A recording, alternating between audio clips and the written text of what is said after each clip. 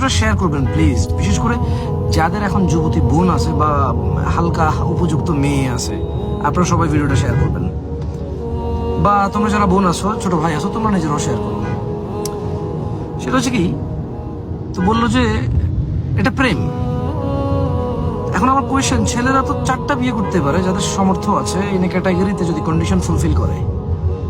এখন তোমাকে 2 বছর কথা বলে বিয়ে করলে তোমারটা প্রেম করে বিয়ে হবে। তোমাকে বিয়ের পরে যদি অন্য একটা মেয়ের সাথে 2 বছর থেকে কথা বলে, সেটা কি প্রেম হবে নাকি চরিত্রহীনতা হবে? So I am asking you a simple question, a very simple question. তোমাকে বিয়ে না করে কথা বললে তুমি এটাকে প্রেম বলো। তোমাকে বিয়ে করার পর সে যদি অন্য মেয়ের সাথে বা মহিলার সাথে কথা বলে, সেটা কি প্রেম হবে নাকি চরিত্রহীনতা হবে?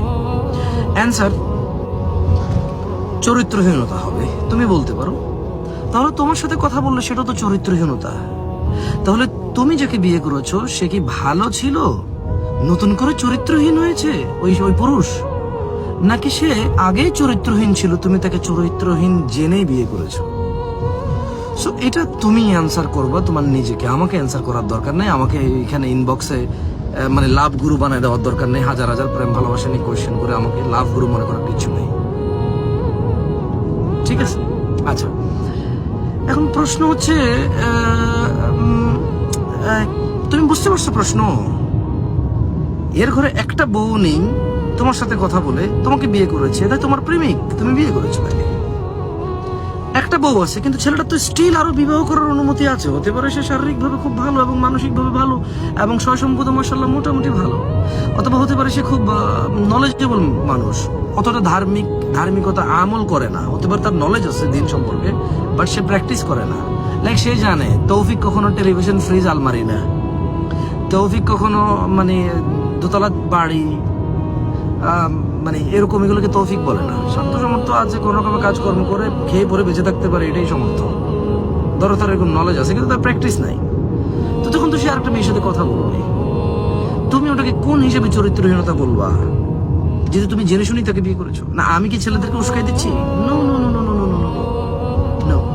এখন একটা ছেলে বিয়ে করেছে একটা মেয়েকে প্রেম করে, এন্ড দেন প্রেম করে বলতে কি, মানে একটা মেয়ের সাথে সে কথা বলেছে, তো মেয়েটা তাকে বিয়ে করেছে। বিয়ের আগ পর্যন্ত 2 বছর, 3 বছর, 5 বছর মেয়েটা তার সাথে তাকে বিয়ে না করে কথা বলেছে, সে এটাকে প্রেম বলেছে। কিন্তু এই মেয়েটা যখন তার ঘরে এলো বিয়ে করে, আরেকটা ছেলের সাথে কথা বলে, বলছে যে চরিত্রহীন মেয়ে। কেন আরেকটা ছেলের সাথে কথা বলে? তো তোমার সাথে 3 বছর কথা বলেছে, তুমি চরিত্রহীন বললা না, তুমি বললা প্রেমিকা। মানে একজনের মেয়ের সাথে যদি প্রেম করা যায়, তাহলে আরেকজনের বউর সাথে প্রেম করা যায়। তুমি বুঝতে পারতেছো ব্যাপারটা? ছেলে তোমাকে বলি, তুমি কি বুঝতেছো? কোনো বাপের মেয়ের সাথে যদি প্রেম করা তোমার হিসেবে সঠিক হয়, তাহলে কারো বউর সাথে প্রেম করা সঠিক হওয়া উচিত। No, no, no, I'm not supporting these things. Like I'm giving a simple example. আমি একটা সিম্পল কনক্লুশনে যাচ্ছি। লাইক তোমাকে তোমার মতো বোঝানোর চেষ্টা করতেছি। দিন ধর্ম কি? সূরা ফাতিহা তো পড়তে জানি না আমরা অনেকে। দিন কি? এখানে দিন কি? এবার বিয়েতে ঢাক ঢোল বাজে, গান বাজে, বিয়ে হয়, মহিলা পুরুষ আইসা হলুদ মাইখা দিয়ে যায়, এটা হচ্ছে বিয়ের সংজ্ঞা। তো প্রেম কি? এটা তো স্বর্গ থেকে আসা জিনিস, যার কাছে বিয়েতে গান বাজনা বাজানো যায়। বোঝো নাই কথা? যদি কারো মেয়ের সাথে প্রেম করা অন্যায় না হয়, কারো বউর সাথে প্রেম করা অন্যায় না। যদি কারো মেয়ের সাথে প্রেম করা যায়, এটা অন্যায় না হয়, এটা জেনা না হয়, তাহলে আরেকজনের বউর সাথে প্রেম করলে জেনা কেন হবে, অন্যায় কেন হবে? ওয়াই? কন্ডিশন কি চেঞ্জ হয়েছে? যে পুরুষ তাকে প্রেমিক বলবে, যে মহিলা তাকে প্রেমিকা বলবে, it's same, no difference, title is the same. বোঝনি কথা?